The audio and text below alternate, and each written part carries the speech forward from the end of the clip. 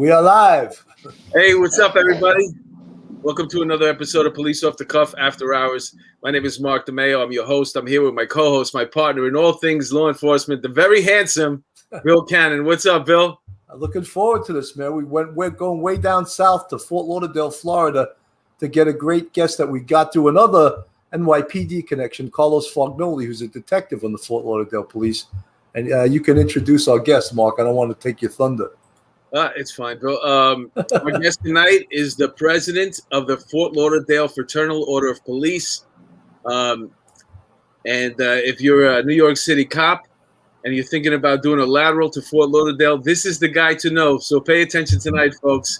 Our guest is Brando Diaz. What's up, Brandon? How are you? How you guys doing? Good. What's going on? Brandon, you just hit 20 years, right? I hit 20 years this year.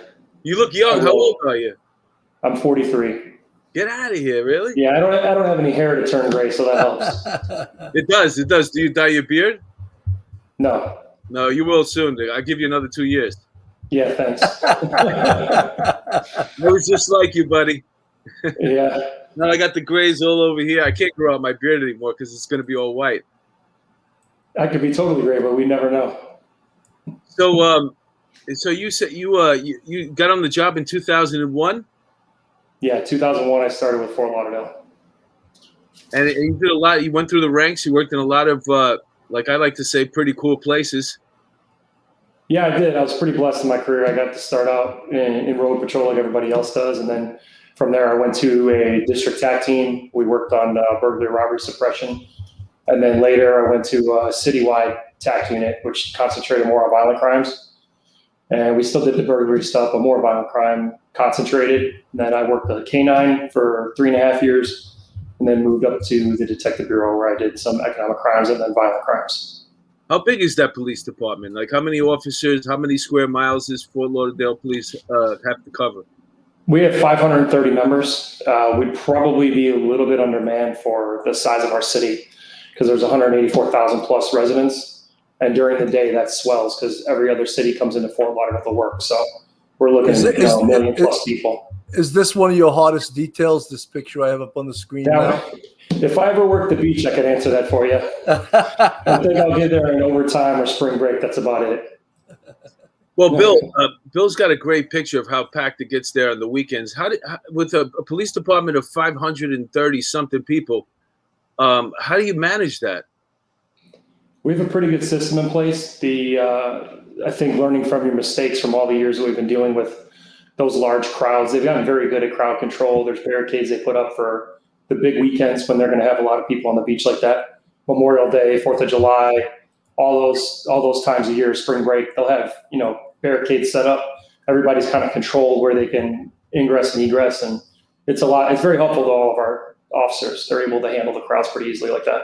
Brandon, you know what I was amazed of? Years ago, I was in San Diego, and they let people bring kegs onto the beach. And I was like, oh, my God, how did they get away with that? No, because, I think that's a little dangerous, right? Not just because of, people getting drunk and drowning, but just the fact that all these people drinking on the beach, people that don't know each other, it opens up a lot of room for beefs and stuff, Yeah, it sounds like a recipe for disaster. Of course, they're not allowed to drink on the beach in Fort Lauderdale. We know what happens. As long as they're under control, it's never an issue. Is there anybody going around? Do you guys have a nutcracker at your beach? A nutcracker? Yeah. Like the one guy that's looking for the no. going to everybody's schools and things like that? On the New York City beaches, there's a guy that walks around. He's got a cooler. There's a bunch of them. And they make this concoction. And they put it in the bathtub, and it's they pour like 3 different type of liquors and fruit punch in it. I don't know what it's like a hypnotic, but it's amazing.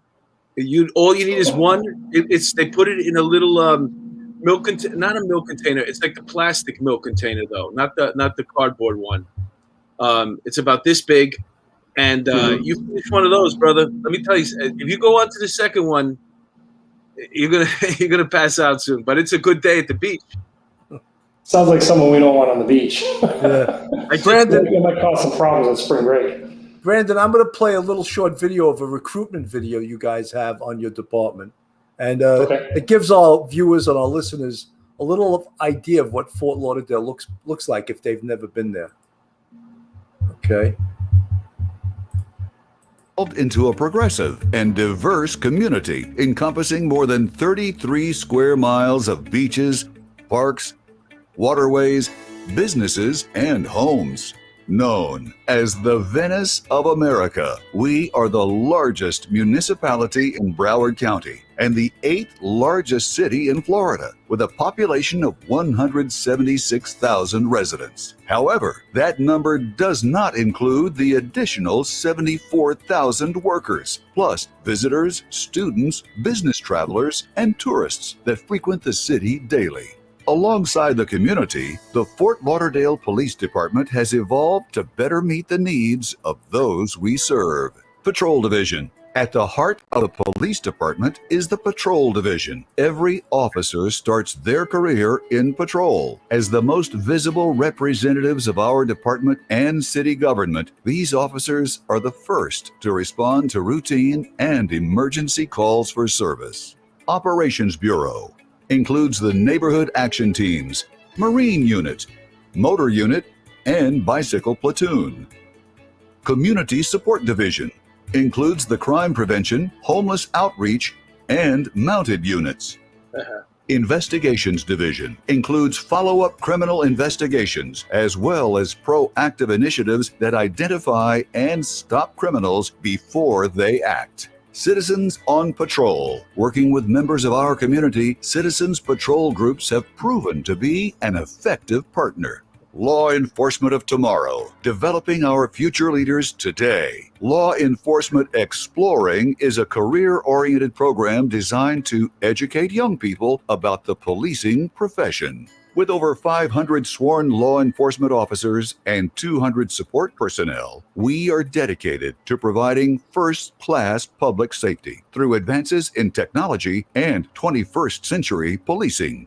As the guardians of those we serve, being a Fort Lauderdale police officer is a highly responsible position that involves working hand in hand with every one of our neighbors. Together, we help to build community. To maintain this standard, we accept only the most qualified, those who are motivated and career-minded, candidates who possess a strong sense of duty and a commitment to treat all people with dignity and respect. I think that the values that are most important for a police officer are good ethics and a true sense of responsibility. I believe the values that are most important in what we do is courage and integrity. You know, the courage to do the right thing, even when nobody's watching. We're a catalyst to build the community. The community can only exist if they can feel safe and secure in their house, and we're there to allow that to happen. As long as they have trust in the police force and in police officers, then they can go around their business and the community can exist. Not only do I want to be the first hand that reaches in and the first face they see when they call the police and in such a low place, but the one that reaches them out of there and also puts the offender behind bars. With one of the highest starting salaries in Florida, quality health benefits, a solid pension plan, educational incentives, and many career advancement opportunities, the Fort Lauderdale Police Department is the premier law enforcement agency in South Florida. Find out more at flpd.org or call 954-828-3573.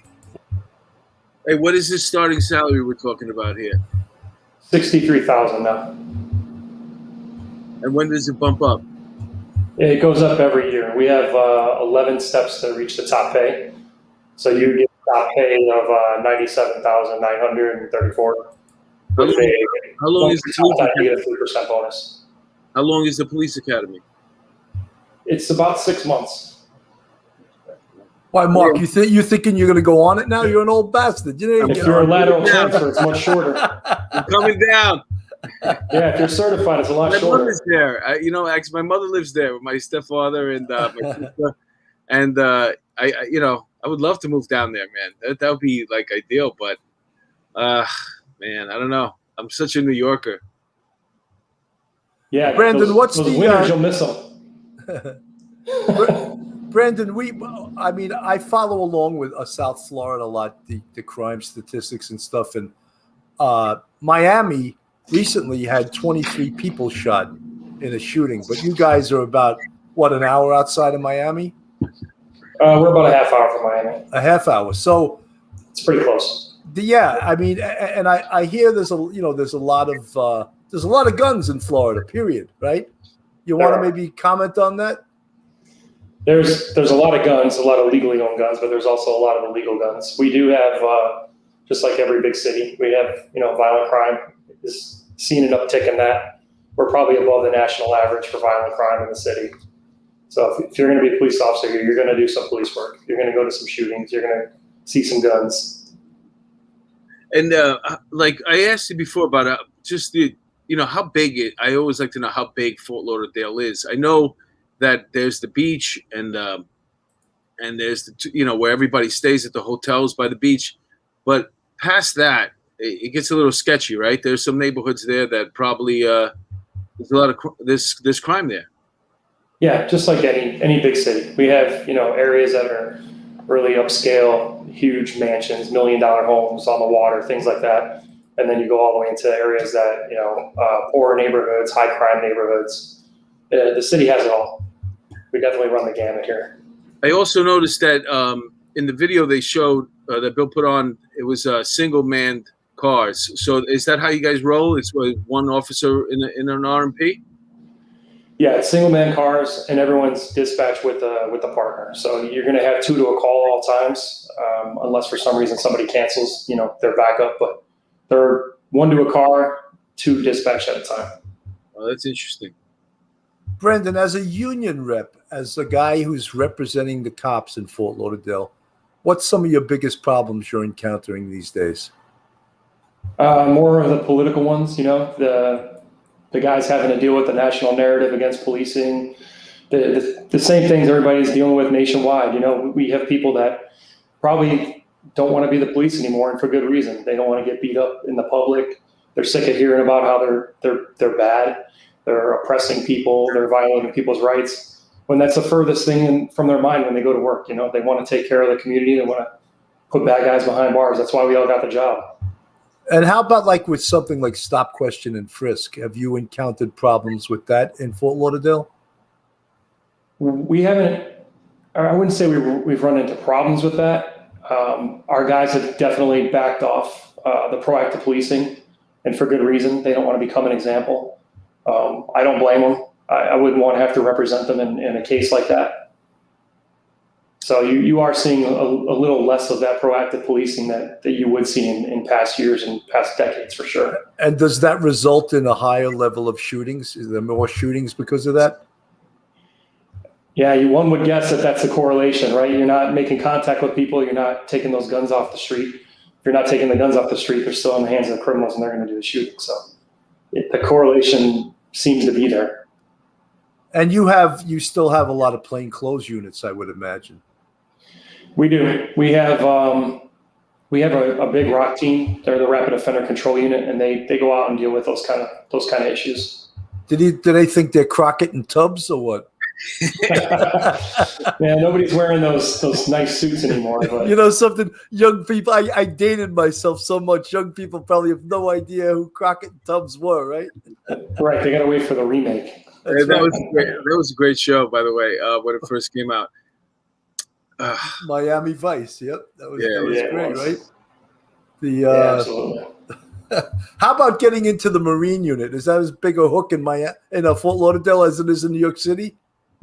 Oh, no doubt. That's definitely the place you want to go to at some point in your career. Those guys don't give it up easily. They get to the Marine unit and they're going until they retire. Oh, I imagine it's a good place to work. Raquel Pranzo asks us, how many women on the force? That I don't know. I know our minority numbers are good. That includes blacks, Hispanics, and women. But I don't know the actual number off the top of my head. Are you Cuban? I am, yeah. My dad's born in Havana. All right, man. You speak fluent Spanish? I don't. I grew up in Chicago. So oh, my God. Look at this. Another fake Spanish guy. Yeah, my dad didn't. In New York City, you speak a Spanish? You speak a Spanish? Yeah, but I tell you what, are you referencing me that I'm a fake Spanish? I was the guy that in the precinct, if you do know how to speak Spanish, Every day you'll get a call downstairs. Oh yeah, hey, can you get Mayo to come down here? And we need a Spanish interpreter because I spoke Spanish. I'm half Dominican, but that was the best Spanish I ever spoke in my life. I spoke it every day. I miss that. It makes sense you're using it. No, it is. It's now I look for people who speak Spanish just so I can practice a little bit. Let me ask you something. You guys, no matter how bad you think you got it there, okay, with all this nonsense that's going about around the country, you have the best governor in the country. Just so you know, our governor sucks, okay? And I couldn't agree more. I'm voting for him for president. He just came out in a poll, by the way, DeSantis, ahead of Trump. They took an exit poll at some meeting that they had, and he was actually ahead of Trump on the exit poll of the people who you'd vote for in 2024. I think he's doing a great job. I wish we had him here. I think our next governor has to be molded, and I think a lot of governors around the country are going to also be molded towards that. They're going to watch him, and because that's the direction we're going in right now. People, even Portland came out with a newsletter today about come back to Portland. I don't know, some nonsense, but all these people are backpedaling right now. They're realizing that all this defund the police and this police reform, it's not good for them. They're losing money in these states, in these cities. So you guys got to come to them, man. We do, and he passed a law on HB1 this year that basically guaranteed the funding for the police in that law. So he's done a lot of good things. He was right on COVID. He's been right the whole time. And the guy, he doesn't say inflammatory things. He just speaks the truth, and he's a very good governor. We're very happy to have him. I'll tell you that. Yeah, man. You want to trade? Not a chance. I'll take a governor that supports law enforcement all day long. You can have Andy. You can have Andy and his brother Chris. That they're so funny on CNN. Their jokes just were hilarious. They were so funny. I want to put, if you guys don't mind, I want to put a friend of ours on the screen. He's probably watching right now. He's going to be so excited to see himself on the screen here. And look at this guy. This is, of course, retired. Fognoli. I've been with the Fort Lauderdale Police Department for 10 years. Prior to working with Fort Lauderdale, I was a New York City cop for 20 years. I retired in 2010. I had it with the snow. I wanted to go where the weather was warmer, and ended up in Fort Lauderdale. So a lot of things over the course of 20 years, I wouldn't know where to start. I was a 9/11 first responder. I was down there when the Trade Center fell. This is the same light that I threw on top of my car on 9/11 to get down there as quick as I could. The loss of life, the families that lost their loved ones. I lost friends that day. I lost co-workers that day. But most of all, it was amazing how everybody came together. I love this job. I'm surrounded by heroes all day long. How can I not want to give back? The 10 years that I have been here, I've enjoyed working here. I enjoyed working with the people. The department itself has been very supportive of me and my family.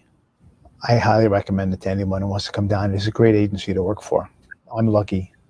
I have no complaints in this business, none whatsoever. You're going to want this job, and to do it, and the beauty of it is the people you work with. You really are a team. To the cops watching this, keep your head up. That was nice. He was a good guest. He's the best. I tell you what, Carlo came. 20 years NYPD, came down here, tons of energy, ready to go, wanted to lock up bad guys. He is 100% true blue. He's not kidding about anything he said. He really loves his profession. So Bill asked you earlier, like, what are the most things that people are, you're a delegate. You're the head of the FOP, by the way, is for those who don't know, the Fraternal Order Police. Like, you guys don't have like we have the PBA here. You don't have the PBA. You're part of a nationwide FOP, right? Yeah, we're a much better union. Fraternal Order of Police is better than the PBA. We get every year after year, we have better contracts, higher pay than the PBA. So we have a better union here. So if you want to come down and switch, we got you. FOP will take you. Well, we're nationwide. So Fraternal Order Police is the largest police labor organization in the nation. You know, we have Ed Mullins with the Sergeants Benevolent Association, my union, and he's not afraid to go toe to toe with anybody. And he will say things that politicians just cringe at, and it's so great to see them cringe when he calls them whores and stuff like that. I just love it when he does that. Yeah, and then not only that, but over here, like you're the president of the FOP, but over here it's by rank too. So you have the PBA. He was talking about the SBA, and that Pat Lynch also has been the president of the PBA for a long, long time, and he's responsible for how many police officers? That's the biggest union. He's probably responsible for over 20,000. Yeah. The SBA, I think, would maybe 5,000. If you count retirees, 13,000. But also that would inflate the PBA's numbers too. But as you go up in rank, you know, there's less and less people in every rank. Lieutenants have XY and captains, you know. So it's. Well, we represent all of our members. We have 100% membership in the police department. So I represent everybody up to the rank of the chief as right now, the FOP members. So the only ones that, if we got a new chief, which we're in the process of right now, you know, they could join the FOP, but they wouldn't necessarily be protected members, you know, by our bargaining unit. Say one of your members gets involved in a shooting. Do you right away have legal representation for them? Absolutely, immediately. We actually would have the attorney come to the scene. If not, we put them on the phone with them in a car. So they're having contact with that attorney immediately. And they're taught after a shooting how to react and to keep their mouth shut and to go to the hospital for what is that, tetanus it's called, when they ringing in the ears. And tinnitus, tetanitis, I can't even remember that stuff. And then, of course, treated for trauma, because anyone involved in a shooting is definitely traumatized, I'm sure. Whether they realize it or not. Yeah. You were a street cop, and then you got involved with, I guess, getting involved in the union because you were involved in the shooting. And maybe things didn't go your way originally. What motivated you to become part of, to get involved in the union aspect of the job? Well, I grew up in Chicago in a police family, so I knew the value of the union.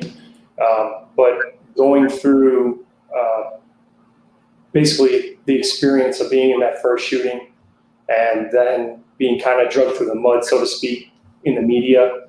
Tell us about would you mind telling us about it? Can you?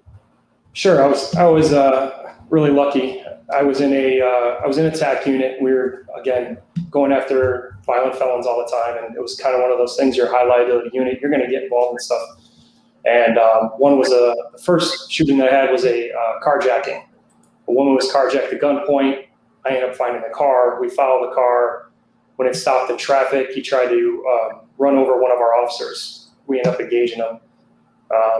And then after that, it was, you know, we murdered this kid. We didn't know his age. The windows were tinted. Couldn't tell how old he was. And then couple that with the fact that he was a black 17-year-old male, they made it into a black-white thing when in fact it was a violent crime carjacking thing. And so having to deal with all of that, and it became they sent it off to the Justice Department to investigate it, FDLE, everybody else. So all different agencies had to look at it. And then sitting at home for, you know, months waiting for that all to come back. It took 3.5 years before I went to the grand jury finally on it and got cleared. So it was a long process. And if it wasn't for having a union and having union representation, I don't know how that would have gone. Just go home without being involved in a shooting like that, where it gets picked apart, and the whole reason why it's getting picked apart, like just they're looking for something to nail you on. Yes. You know what I'm saying? So when you get to a point like the one that comes to my mind is Breonna Taylor. I mean that no knock warrant. I'm sure they went through that with a fine tooth and comb. Like, did they have whatever they needed to get the warrant? And then, but at the end of the day, you got everything cleared out, and they didn't get indicted. You know what I'm saying? They couldn't prosecute on them. I forget whether they got indicted or what was. Well, one of them actually did for like recklessly firing into the other apartment. I don't know what's going to be the finality of that case, but one of them did get charged. But the thing is, that, like you said, those cases get scrutinized. They pick apart every single thing. They look at it and nail you. And when you get out of it, pretty much says you did everything by the book. They couldn't find one thing to nail you on. Yeah, can you think of another profession where they're going to look at your work and they're going to give it to, I don't know, 2, 3, 4 different agencies, the media, everyone in the public, and let them all look at it and try to come up with something you did wrong? I can't think of another job like that. Imagine if a doctor, every time he lost somebody in a surgery, had to go through that. I don't know if they do. Exactly. I doubt it's that like that. Well, even if they do have to go through that, it's not in the newspapers. Exactly. It's not in the newspaper, not tried in the court of public opinion. And that hindsight 2020, you don't know what's going through that officer's head at that moment, because they're only getting that information that's presented to them right that second, and they got to make that decision so quick. You're asking a lot of them. Well, that incident where the cop shot that 14-year-old that was in the process of stabbing that other girl. I mean, Yes. The press and everyone wanted so bad to take a piece of that cop. But then when they came out and they showed the video and they showed that his decision was correct, I still wouldn't want to be that cop and have to live with all of the second guessing everyone else has done with that. It turned out that he made the right decision, even though it was a horrible decision to have to make. Yeah, I totally agree. My second shooting was actually a guy was terrorizing a neighborhood. He had what looked like a knife to me. Ended up being a drywall saw, and one of our officers was in a bad position. He lunged at him, went to stab him, and that's when I shot him. And that one, it became a public outcry for, why didn't they tase him? Why didn't they shoot his leg? Why didn't they do all these things? Well, that was an impossible scenario. I didn't have a taser. We have tasers now because of that. But I don't think I would have switched to a taser in that scenario anyways. He was trying to kill one of the other officers, in my opinion. And I think I would handle it the exact same way. Well, Brandon, the horrible thing is when the president of the United States ignorantly says, why don't you shoot him in the leg? It's like, here's the chief executive of the United States, and he's making an asinine statement like that. And, so if someone in a position that high can make that ignorant of a statement, just think of people in much lower positions, what they think, Right, exactly. I'm a firearms instructor. I'm a pretty good shot, I think. I'm not going to try and shoot someone's leg. You don't know where that bullet's going to go if you don't hit that leg. Right, 100%. Mark, I think we got to go to a commercial quick. Listen up, guys and gals. We are sponsored by the best hot sauce in the world. Silk City hot sauce is made in small batches with pure ingredients. Locally grown peppers are the foundation of every bottle of Silk City hot sauce. There are several flavors from mild to wild. I have it every day. I'm on a strict diet because of the acidity in my stomach. So, and it helps me, and I enjoy my food now. Otherwise, it'd be very bland. So go to silkcityhotsauce.com. Put in OTC. That is for off the cuff, and you'll get a 15% discount. Pick up like 4 or 5 bottles, and you spend like $20. And then trust me, you'll love it. All right. Well, you convinced me. Folks, you're getting sick and tired of New York City, the high taxes of the Northeast, and you want to move down south, say to Myrtle Beach, South Carolina? Well, Carol Waters can help you. She sells real estate down in Myrtle Beach. For 20 years, Carol Waters worked as a bartender at the Fitzpatrick Hotel in Midtown. And her and her husband, Rob Mahan, they became a team down there. Rob Mahan was an NYPD cop, rolled over to the FDNY, and now they're a tag team selling real estate down in Myrtle Beach, South Carolina. So if you want to move down to South Carolina, give Carol Waters a call, 914-261-6681, or you can email her at carolwaterssellsmb@gmail.com. Any of you guys getting in trouble? Well, if you do get in trouble, we got a great attorney for you. Joe Murray, who happens to be a retired member of the service, a retired police officer. He's a great supporter of Police Off the Cuff. You can contact Joe at his website at joe@jmurray-law.com, or you can call him at 718-514-3855. We wouldn't steer you wrong. Joe Murray. Reach out to him if you're getting any trouble. And what about the people tuning in tonight, Bill, in the chat room here? Well, we got, of course, Richella Pranzo and Peter Pranzo. Joan Guerrero says it can be difficult enough to shoot a still target. You're right. I was never a 95 shooter myself, probably because I didn't practice enough. I was always afraid of the guy at the range that just had a big hole in the middle. I was like, that guy must sleep with the gun under his pillow. You know, he must kiss it during the night because look at that. One big hole right in the middle of the target. It was amazing. MC's Audio, how you doing, buddy? Cindy Bulger, do you know her, Brandon? She seems to know you. She says that's our executive director. Oh, great! She says you're a great president. I knew you had to throw us some money before this broadcast. Michelle Serino and Dawn Marie, thank you so much for looking out for us in the chat. And let me see, Kevin, who just took the NYPD test. Congratulations! He said he scored a 91. That's Mike, all of our. Thank you, guys. What's that? Mike MC says, when are you getting Detective Pat back? Which we should have Detective Pat back. Detective Pat was one of our favorite guests. Unfortunately, he's hard to get on the show. He's busy. He's retired. He did 30 years, but the guy's got to work 3 jobs still. I don't understand why he needs 3 jobs. You know, he got divorced right after he retired. All of a sudden, he's working more jobs than he was when he was on the police department. I was like, please, Pat, you gotta stop working one of these jobs. You know, it's crazy. We'll get him back, though. We'll definitely get him back. We love Detective Pat, but you know, he works as a part-time cop in Somers. He works at a hospital working security, and he works some other job. You know, and I say he goes into bars with his shield around his neck and says he's a state liquor authority inspector. And he has to test the Coronas to see if they have the right amount of alcohol level. You have PBAs here. Yeah, he drinks Pabst Blue Ribbon. I didn't even know that existed. You have PBRs here. I need to test them. I need to test those Pabst Blue Ribbons.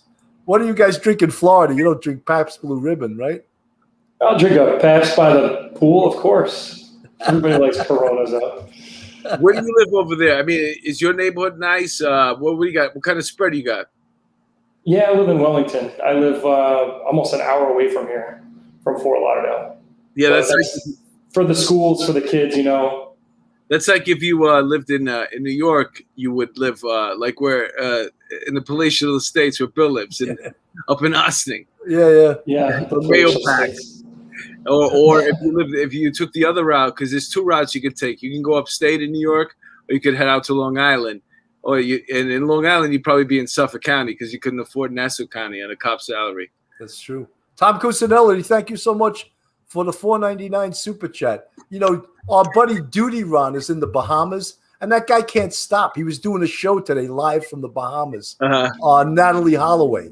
He was staying in the same hotel or something she was at. He was doing an update on that story. I was like, this guy can't even go on vacation. He's got to do a podcast, you know? That was an interesting case, man. That was It sure was, man. So in regards to Fort Lauderdale, like, you know, tell us a little about what like the average patrol officer has to look forward to. Who's going to be on the beach? Is that a detail? Is that those guys are just on the beach, or? No, that's a shift pick. Every year we do shift pick, and you get to pick your district based on seniority. So basically, the guys that are on the beach probably picked it, and they're probably senior. Usually, that's how it goes. Oh, really? That's a pretty cool thing. Yeah, your seniority actually matters here. It means something. It helps you get the days off you want, the district you want. It does. In the NYPD, it does too when it comes to vacation. You know, like I've been in a situation where I had a day off, and all of a sudden, like the guy that I asked prior to putting in for that day off, he said, "Yeah, I don't have nothing planned." And all of a sudden, he goes, "Yeah, I got something to do," like the day before. So it happens. But that seniority, that's the one thing I liked about the NYPD was the seniority. I like that there's a, you know, that if you get up there, you can do that. But let me ask you something, Brandon. How is rank made in Fort Lauderdale? Is it on a civil service test, or are you appointed to a rank? No, yeah, it's all tested. So you can test for sergeant and then lieutenant and captain, and you go all the way up. There's a test for every level. But that's not true in all departments, though, right? No, I think you see the smaller departments, they have more appointments than the bigger departments. We're a pretty good sized department. There's testing for everything.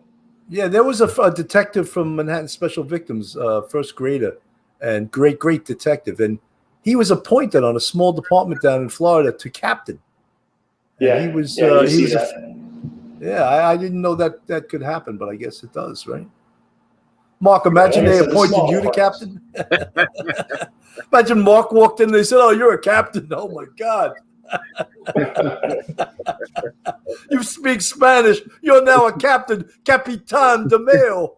You know, it's funny. That's a great TV show we could write.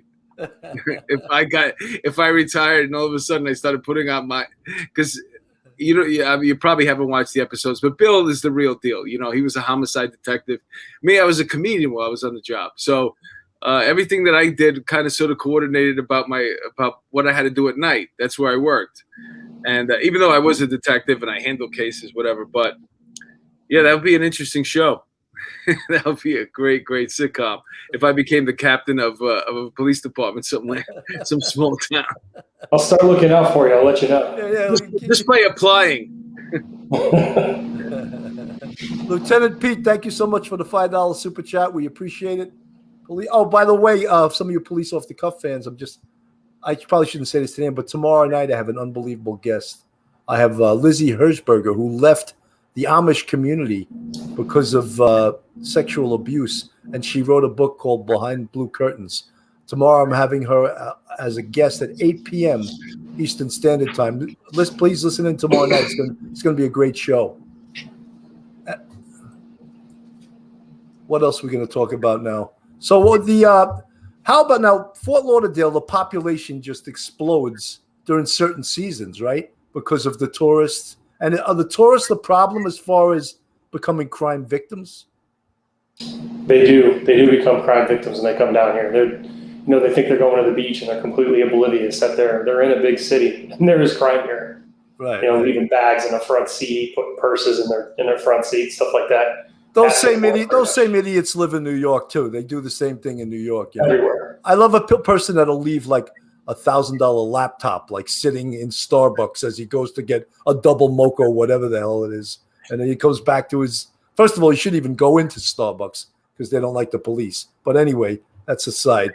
But they just leave stuff out, like they have no respect for their property, In New York, if you go to the beach, you got to go with 3 people. Because if you just go you and your girl, somebody's got to watch your stuff. So you both you can't go in the water at the same time. You come out of the water and she's like, "How was it?" I'm like, "Oh, it's really cold." You know what I'm saying? And then she gets a chance to go in because you can't leave your stuff. Like if you ever go to the beach by yourself, you literally go in the water and you're holding your cell phone and your wallet in the air. But that's a real New Yorker. A real New Yorker knows. Brandon, someone wants to know what it's like to wear the vest, the bullet-resistant vest in the heat down there. It's great. It's probably everybody's favorite thing is getting to wear dark blue in the sun, 92 degrees with the heavy vest on top of it. We have outer carriers, so you can kind of loosen them up and get some air once in a while. But in the summer, man, that's something else. You want to lose a couple pounds. That's in the summer on the street. Let me tell you something. Whenever I had to work up like a detail, like a parade or something like that, when I was a detective, and I never wore, especially if it was going to be hot, I knew. Like, because you could pull the vest out and you could see steam coming out of the. And I was like, you know what? Fuck it. Shoot me. I don't give a shit. I don't care. Okay, if I got this is the way I'm going out, but I'm not going to go out so uncomfortable. You know who would never wear their vests? Bodybuilders. Because they didn't like the way it messed up their pecs. They didn't like wearing the vest. I said to have little Arnold Schwarzenegger Jr. get shot, and then he won't give a shit about his body anymore. His bodybuilding pecs. They think they're bulletproof. Yeah. Are you talking about the guys that take in their sleeves a little bit? Yeah. They cut it. There's a slice you can do there and take it in a little bit. I remember I was on a detail one time, and the FBI had a whole contingent. And this guy was jacked. And it was like 10 degrees out. And he wouldn't put a jacket on because he wanted everyone to see his guns and his pecs. I was like, look at this moron. I thought it was like Sylvester Stallone in one of those movies where he's on the glacier. You ever see that? And he's got a T-shirt on. Just a T-shirt, yeah. So, in regards to the vest, like you guys get to wear shorts, though, right? Oh, we just approved a summer uniform, finally. I'm almost 20 years here. But you live in a place it's always summer. Isn't shorts supposed to be like kind of sort of like all year round? You think, but I think we were encouraging heat stroke for a while, so you wanted everybody to be in polyester long pants. What does that take to get that passed? To get, like, let these guys have a summer uniform? It was a policy change. It shouldn't have been very difficult, but then, there's money attached to it, so it makes it a little different. Because everybody needs a little more challenging, right? Yeah, they issued the pants. Yeah, I get you. What is your uniform allowance over there? No, they issue it all to you. So they'll give you a uniform allowance. You get issued all the equipment except for the gun. That's the only thing you have to buy. Like if your pants ripped, you got to bring the ripped pants back? Yeah, you bring the ripped pants back. They give you another pair. You get them. That's what we used to have to do. If you rip your pants, you had to bring them back. Just show them, look, I got shot here. This is the bullet hole. You can see it right here. Pair of pants. What do they do with those? They recycle them, do you know? Who knows, man? They put a patch on them. Brandon, on the NYPD, they give you a uniform check right before Christmas. Yeah. So naturally, no one buys uniforms. They spend it for their kids on Christmas. And that's where a term came in. They call old-time cops hairbags because they never bought uniforms, so it looked like hair was growing out of their uniforms. They would call them hairbags. There's a little NYPD history there. Maybe Lieutenant Pete, who's in the chat, could either agree or disagree with that terminology there. I like that. You end up with a 15-year-old uniform because you never wanted to buy new pants, right? That's right. Well, the best thing is after 20, if you can still fit in your uniform, you did a good job, right? Yeah. I was lucky. When I retired, I still fit in it. I could too. But then you see the guys that got, they put on 125 pounds from the academy to 20 years, right? Yeah, there was quite a few of those too. But I would imagine if like a Fort Lauderdale cop, you're not going through the seasons over there, so it's easier to maintain this. Do you got a lot of fat cops over there? Probably not as many as other places. He's a union guy. He's not allowed to say that. I can't hear the union president. I guarantee you, fat cops. It's not as bad as over here. I guarantee you. I guarantee you're right. Because just for the fakes, just for the sake that it's hot all year. So most people are going to try to do something physical, or you just lose weight just by sweating all day. There's no winter to pack on those winter pounds, right? Yeah. Over here, even the guys who are in shape during the winter, like they'll pack on 15, 20 pounds, because over here the food's really good too. So everywhere you go, and back when I was working, it was on the arm. I don't know if you have that over there. You got that OTA over there? No, He's not allowed to say that, Actually, with the FOP, you show your FOP card and we get a discount certain places. We have some partners that do that for us. Wow. Starbucks, right? Yeah, Starbucks was number one. Starbucks loves when he comes in. Do you guys also boycott Ben and Jerry's like me? I won't buy that. No Starbucks. What else do I boycott? Nike. I'm like running out of places to buy shit from. I boycotted Gillette because they made some stupid statement earlier in the year about that slogan they used to have, "Be the best you can be," or "Best man," and then it was like I don't know, they just like went really woke. I was like, you know what? I'm getting these other razors. I got them online, and they were coming. I don't know what happened. They stopped coming, and then all of a sudden, I needed razors, so I'm back to Gillette. That's it. They won. Yeah, I boycott them, but that's not why. Gillette won. You got me, man. Thank you. You're the best. I'm running out of places to boycott because I don't know what else to, where I can get stuff, I mean, my kids are trained too. They won't eat Ben and Jerry's either, If you don't like ice cream, it makes it really easy. Oh, you don't like ice cream? I like Haagen-Dazs caramel cone is my favorite. And we didn't even get a commercial for that. And it's kids like Jeremy. It's made by real Americans, Germans. Yeah, real. Actually, Haagen-Dazs was a made-up name. They claimed it was like a village somewhere, and has no. It was just made up. You know? That's a good name. Ryan Investigative Group says boycott Starbucks, Nike, Coke, Subway, and Ben and Jerry's. I boycott all of them. Ryan Investigative Group. Thank you for the $5 super chat. List some more. I'll boycott any of them. Just keep throwing us money. Subway too. Huh? Subway. What did Subway do? I know, really. Subway did something. I don't have Subways often, but when I do, I mean, it was nothing like Blimpie. Blimpie was the best, but somebody was doing cocaine in the 80s, and Blimpie should have been what was that place? Blimpie should have been Subway. But the head of that, remember Blimpies? I remember it. Yeah, it was huge. And then all of a sudden, Subway just took over. Look, Brandon doesn't eat anything. He doesn't eat anything that he shouldn't eat. That's too many calories. You can see that he's in perfect Florida shape. Is that a 32? Is that 34? Don't look too close. My belt's sagging. 34, man. I haven't been 34 since I was 12.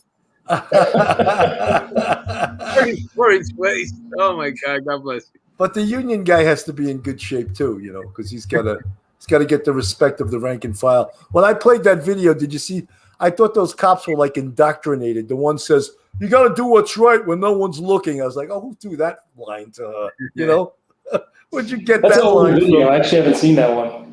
What's that?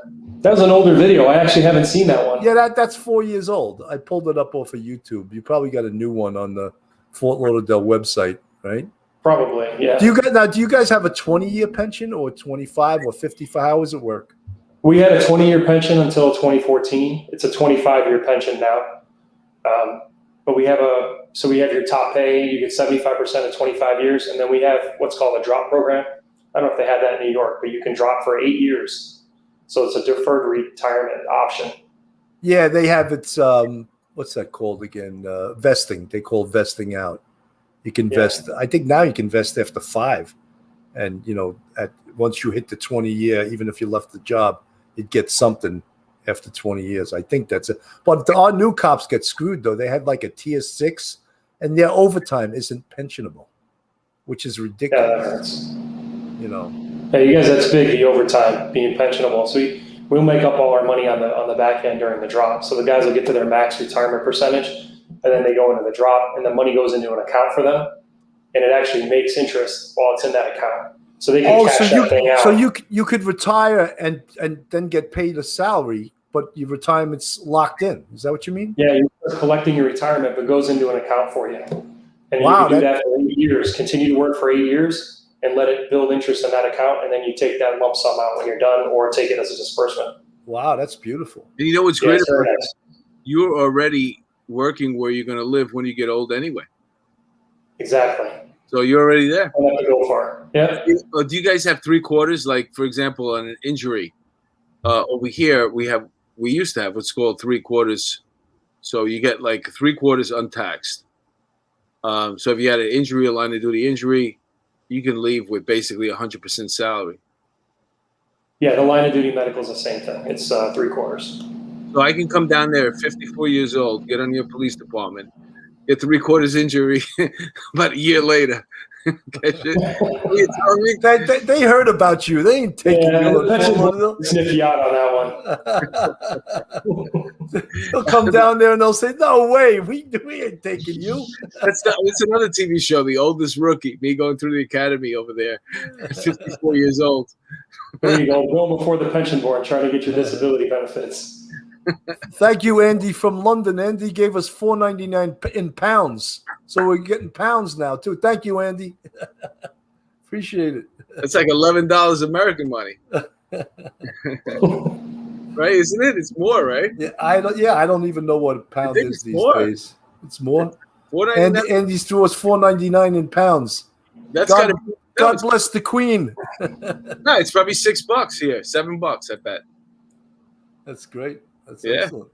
God bless him.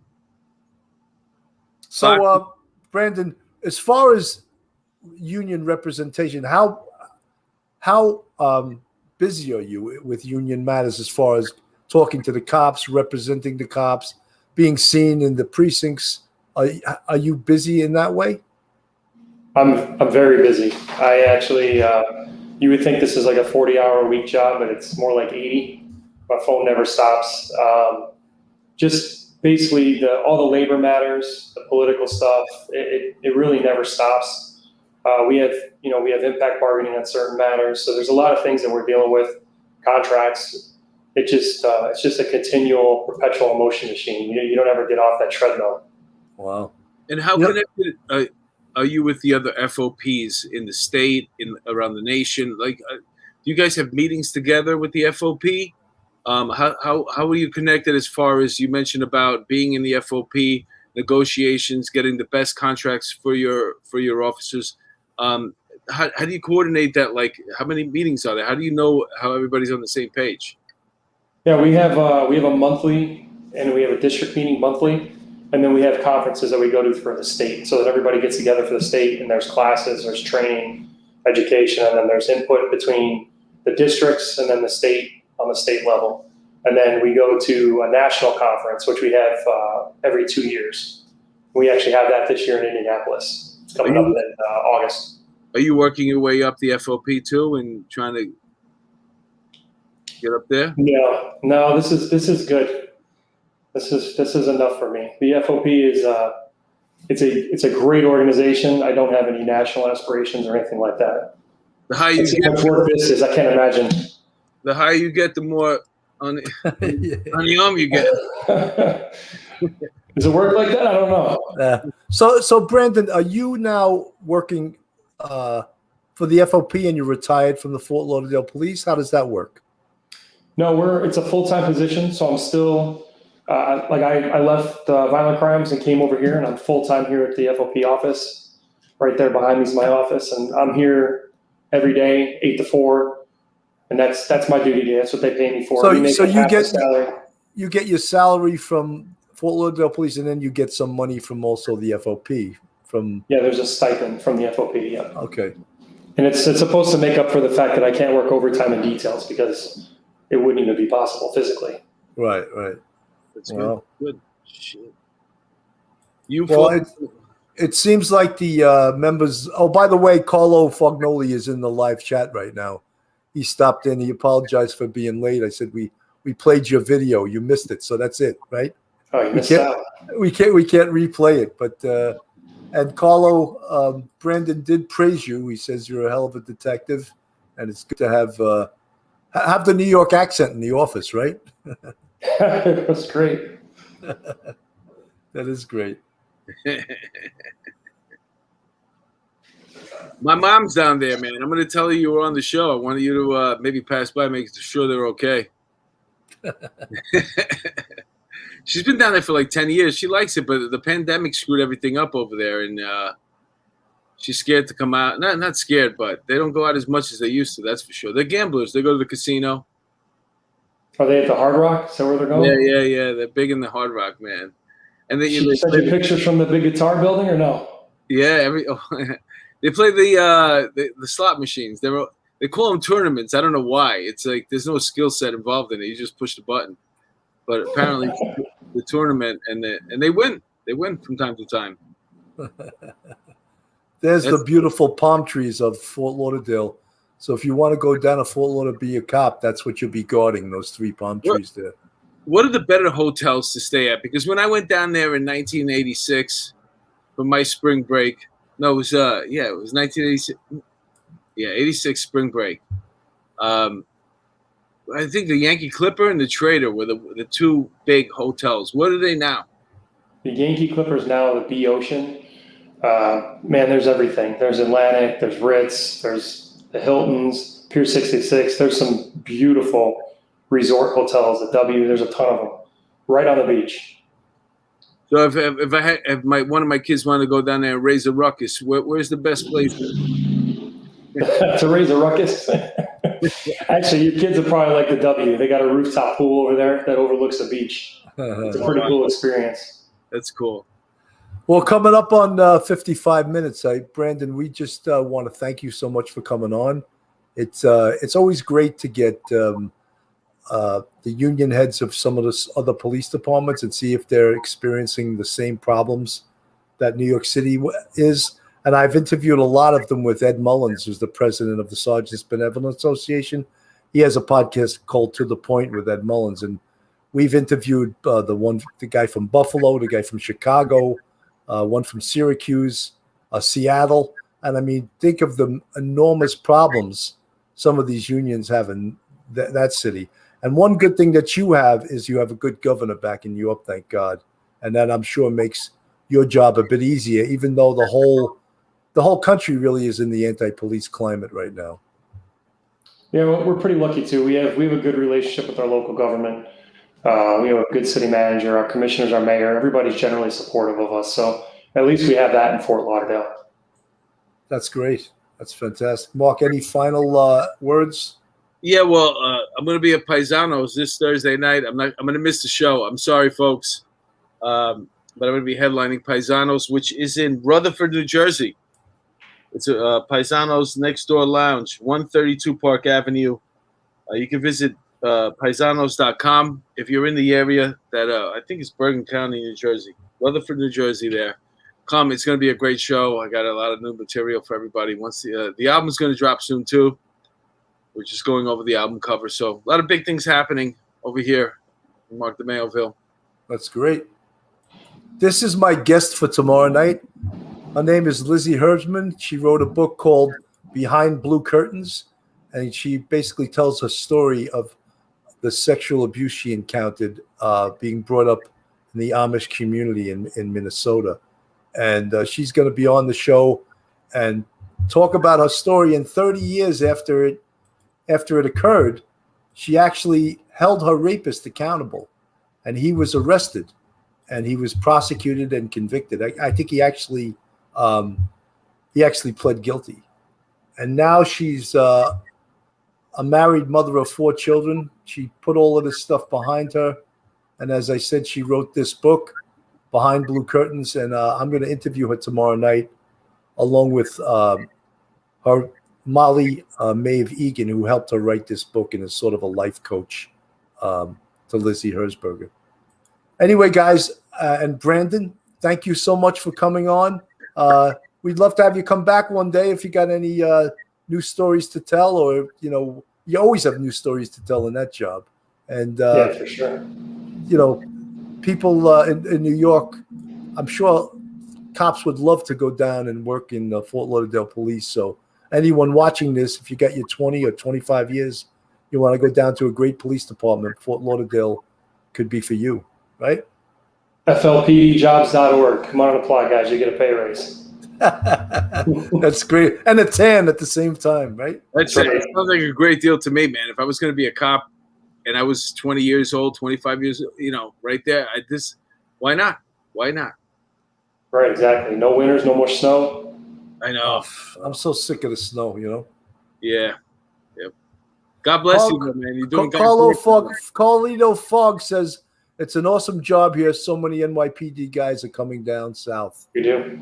And he says they give you a Speedo from the equipment section that says Fort Lauderdale PD on it. That's a secret he wasn't supposed to tell you. That's right. That's that New York sense of humor, So, it's so funny. Cops are the best ball breakers of other cops, and people in other jobs, they can't understand the type of humor we have. But if your skin isn't thick enough to take cop humor, you don't belong on the job. I feel anyway, Agree. It's how we relieve stress, right? Yeah. Hey, 100%. Right. It was fun. We had a good time tonight. What do you think? Did you have a good time? You liked it? Absolutely. All right. Listen, when I come down there, I'm looking you up. Yeah, do it. I'm probably going to come down in a couple of, maybe like 2 months. I'll come down. I'll shoot you a message. Come on down. I'll show you some good spots. Yeah, cool, man. I'm excited. Thanks for being a guest. For those of you out there that are fans of the show, don't forget we have a Patreon. Go check it out. We put up original content on there. Bill has his show for example, what he's doing tomorrow night, Behind Blue Curtains. I put up stories up there, Mark DeMayo's Story Time with Mark DeMayo. It's a lot of fun. And we also have, please, if you haven't subscribed yet to our YouTube channel, please do that. Bill, what else? I think you covered everything. I think all we have a website too now. That's right. We have policeoffthecuff.com. Right. It's going to have lots of fun and games on that too. Yeah. So here's the thing: we're building up a merch page. So we're going to be creating. We have a new logo for those of you who haven't noticed. We went through a lot of trouble to get a new logo. We got a new. We're branding in a different way, but we're going to be able to put our brand on T-shirts and hats, coffee mugs, all that stuff. We have a merch page right on our website, which is policeoffthecuff.com. Visit that if you want. And we're trying to. I hope at some point we could get a Detective Pat shirt, and we could get maybe a Miss Homicide shirt. That's always been a dream of ours, and maybe an MC Audio shirt. That would be great too. I'd love to have a. Wouldn't you love to have an MC Audio? We should get a Lieutenant Pete shirt. He's here every damn night. Yeah. On, man. Well, the two of them together. The Harlem Raiders. Yeah, the Harlem Raiders shirt. That's for sure, man. So. Anyway, I just want to say thank you, Brandon, for coming on the show. You were a great guest. You sound like you're doing God's work down there, man. God bless you. For sure. Thank you, guys. Thanks for having me. Good night, everyone, from Mark DeMeo and Bill Cannon and Brando Diaz. Police Off the Cuff signing out.